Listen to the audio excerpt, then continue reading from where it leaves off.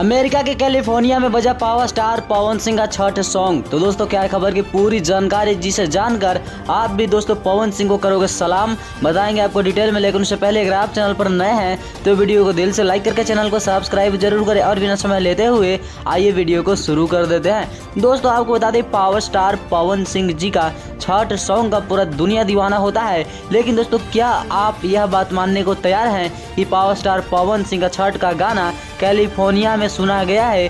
दोस्तों आपको बता दें अमेरिका के कैलिफोर्निया में जितने भी लोग हैं बिहार के जो छठ को मानते हैं, और दोस्तों कुछ ऐसे शख्स भी देखे गए जो कि दोस्तों अमेरिका के ही रहने वाले थे, सारे लोग छठ में शामिल थे और पावर स्टार पवन सिंह का एक गाना बज रहा है। और दोस्तों वह क्लिप सोशल मीडिया पर काफ़ी तेज़ी से वायरल हो रहा है, जिसके बाद फैंस का मानना है कि पावर स्टार पवन सिंह ने अपना जज्बा, अपना ताकत दिखाया है पूरे विश्व में, क्योंकि जिस तरह से उनका छठ सॉन्ग सुना जा रहा है वह काफ़ी ज़्यादा काबिल तारीफ है।